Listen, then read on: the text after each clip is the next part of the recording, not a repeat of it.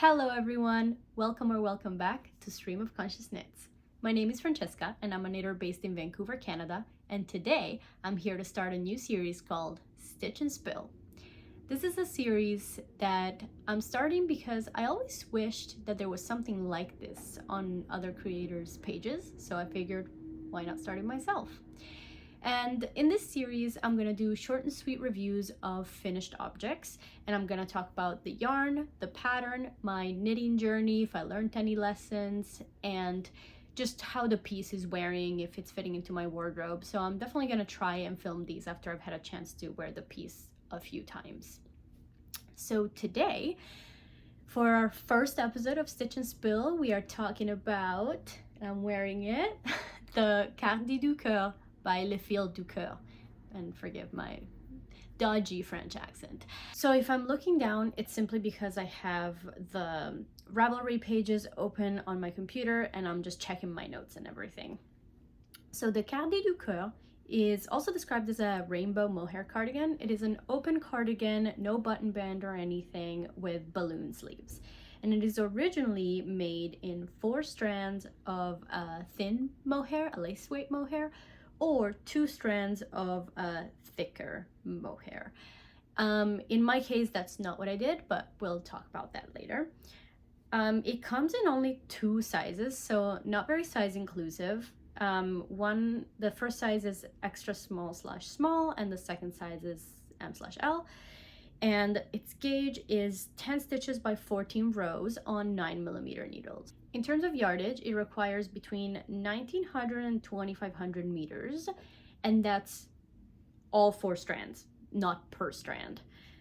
So overall, I made my calculations and I figured out that to make a size extra small/small, I could get away with about 600 meters of each strand. So I made the size extra small, and the yarn that I used is actually 2 strands of sock yarn held together with 2 strands of a lace weight fluffy yarn. This was my swatch.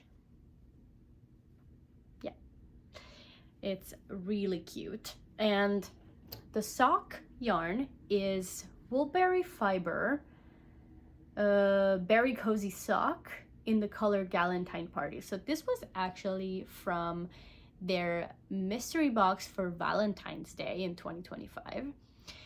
When they teased the mystery box, it was gonna be like a 1 main skein that you could get more of if you wanted, which is what I did, and then a bunch of minis. And when they teased it, the inspiration picture for the main skein was like a white picture with pastel like speckles. So that's what I thought I was getting. That's not what this is, obviously. That's not what came in the mail. So actually when it arrived, I had a very specific plan for it, and I didn't want to give up my plan because I spent so much money on it. So I got this. This is CaMaRose Midnatssol in the color Candy Floss. This is substitute for mohair. It has the exact same yardage, but I will actually read you what the composition is. This is 54% alpaca, 36% tencel or lysel, and 10% merino. So there's no mohair in here, but it is very fluffy, so it is a very good substitute that a lot of people use if they're sensitive to mohair, etc. The reason I got it was simply because it was cheaper and it had a color that matched the lightest color in here. I went to the yarn store with this one and I tried to match it. And my idea with getting a light mohair was to tone down some of the really dark speckles in this. Well, which is not even speckled, it's fully variegated. And it just did not work as I thought it would. At the time I was holding 1 single strand of this with 1 single strand of this, and it just didn't look the way that I wanted it to look, and it wasn't going to work for the project I wanted to make. So at this point I had 1200 meters of this in stash and 1200 meters almost of this in stash, which total was like 8 or 9 skeins of yarn overall that I just did not know what to do. And I was pretty upset at that because that was a lot of money sitting in my stash without a plan for it. So I just kind of set it down, didn't think about it for a while, and then throughout the summer I started seeing on my Instagram a lot of Norwegian, I think, designers making these really oversized, very pink sweaters, fluffy, bulky sweaters. And I thought, I really want one of those, and I might have something in stash for it. Here it is. So I didn't know how I was gonna turn one strand of sock yarn and one strand of fluffy yarn into a bulky weight because obviously it wasn't gonna work holding one strand single of each, and I didn't want to buy any more yarn. So I went around looking for a pattern that would allow me to use the yardage that I had and hold these maybe multiple strands.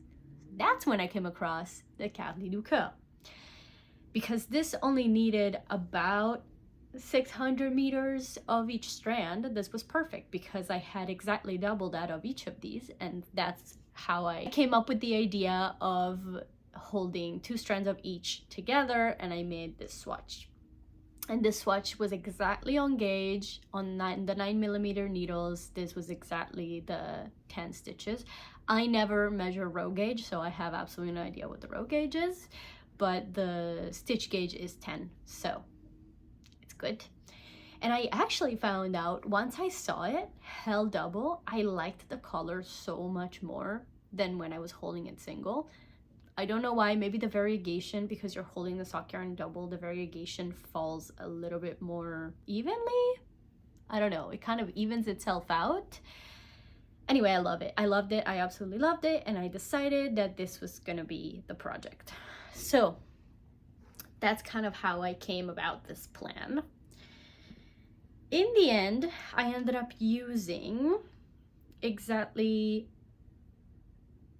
1020 meters of the sock yarn and 1044 meters of the fluffy yarn.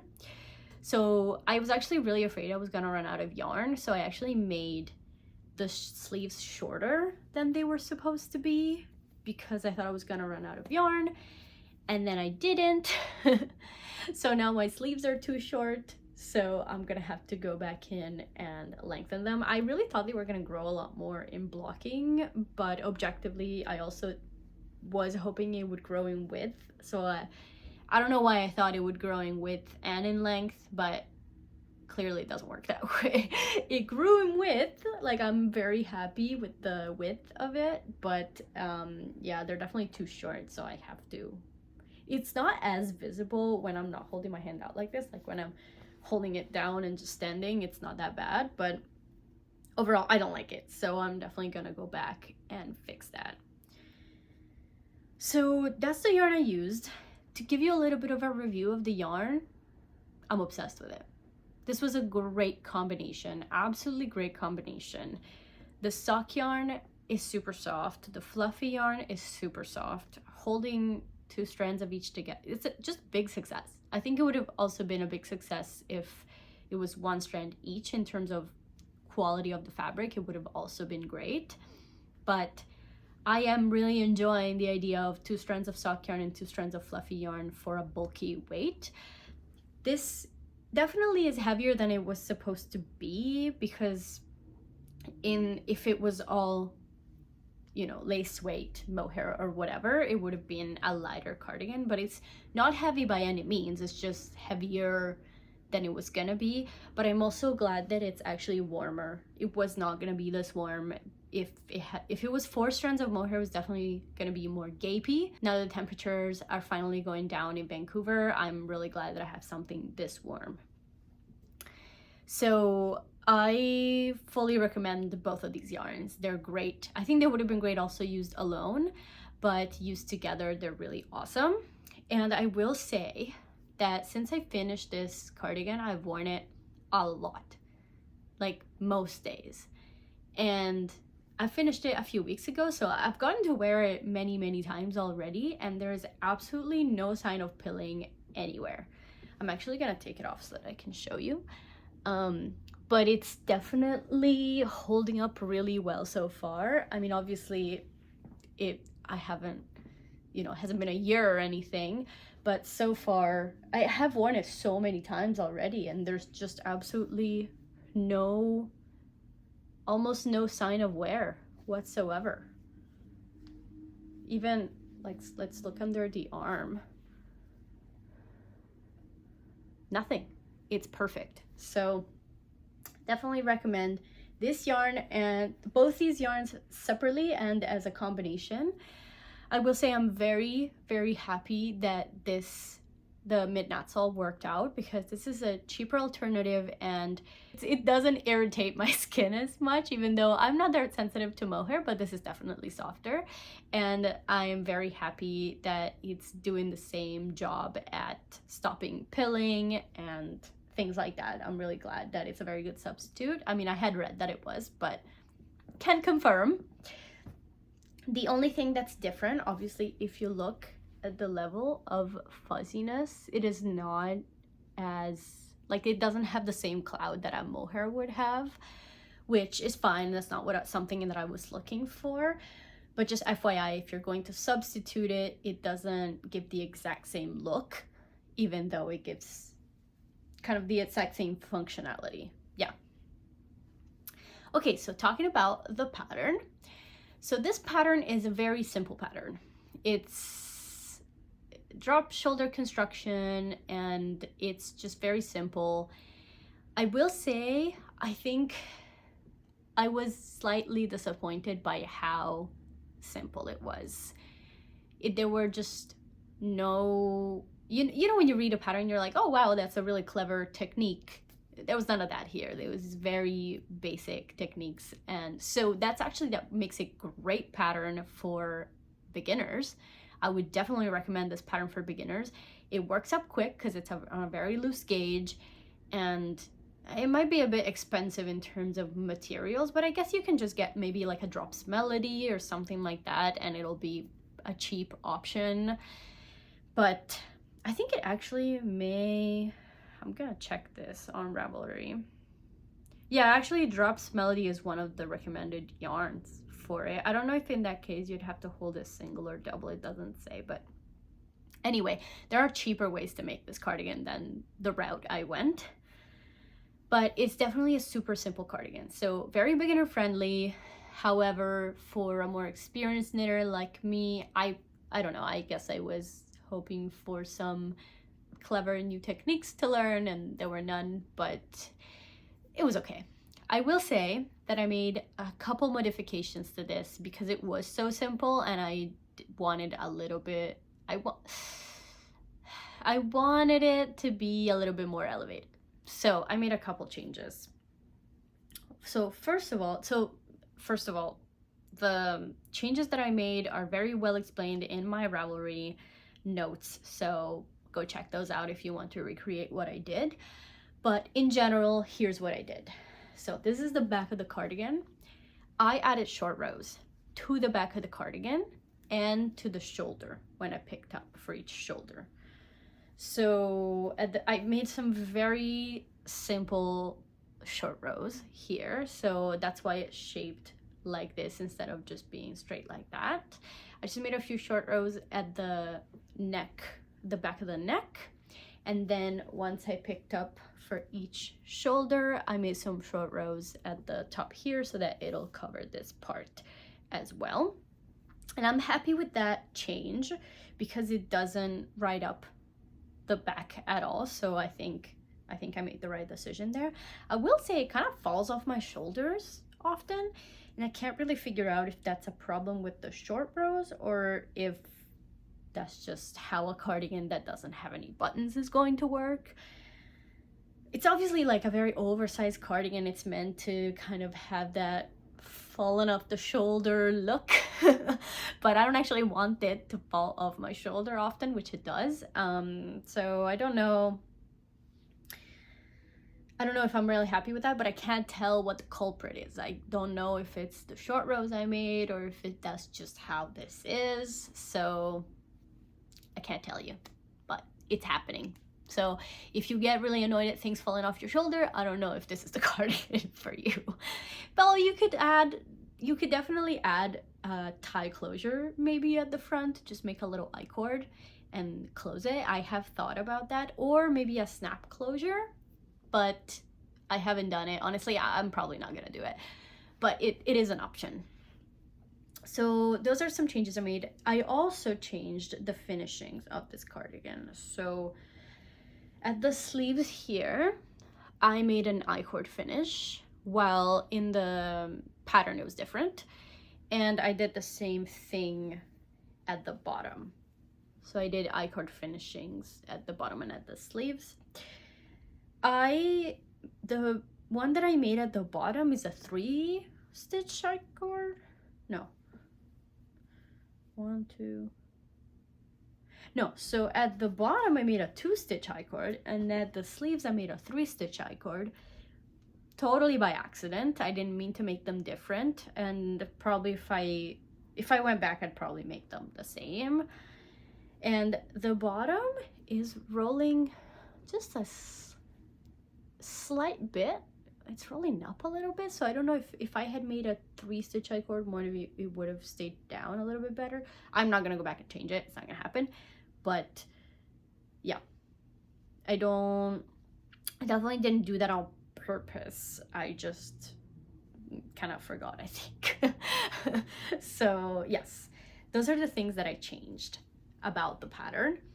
And you don't have to make those changes. It's not necessary, but I just wanted to be a little bit more refined, so I made those changes. So yeah, more in-depth notes on my Ravelry. Now, in terms of how it's fitting in my wardrobe, perfectly. I love it. I mean, I was afraid it was gonna be ugly because of the variegated yarn. I don't necessarily like variegated yarn entire garments. I like speckles, but variegated yarn is a bit in your face for me. So I didn't know if I was gonna like it, but I do. I think it's because of that sock yarn being held double and just kind of having that variegation be very even throughout without having to alternate skeins or anything. So I'm very happy about that. And it looks like cherry ice cream. I love it. It goes really well with the shirt. That's why I wore it.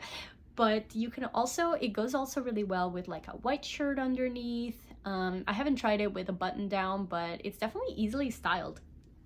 I basically just do a very basic underneath outfit. So I'll do just like plain jeans and a plain shirt like this, nothing crazy. And then you throw this on top and it adds that little bit of interest to your outfit. So I am really happy how it's fitting into my wardrobe. I haven't worn it at the office, but I feel like I could. I mean, mine is a very casual office, to be fair. But yeah, I think this is definitely something that's more usable in my everyday life than I thought it was gonna be. So I'm very happy about that. Lessons that I learned? Well, maybe take a better look at the pattern description and the photos before you buy it, and then get disappointed by the fact that it doesn't have any more elevated finishings. I guess I just didn't really think about it. I just bought it and then it just wasn't what I thought it was gonna be. But I'm still very happy with the finished object. But I'm happy with it also because of the modifications I made. You know, if I had made it 2 pattern, I wouldn't have been as happy with it. So just putting that out there, depending on what you're looking for. I don't believe there's anything else for me to say. I think that was it. Thank you so much for listening to me and joining me for our first episode of Stitch and Spill. I love that name. I'm so proud of it. But yeah, I hope that this helps you, gives you some inspiration, definitely message me if you want to recreate anything about this pattern that I did, or if you have any more questions about the yarn. And well, happy knitting, and like and subscribe. Love you. Bye.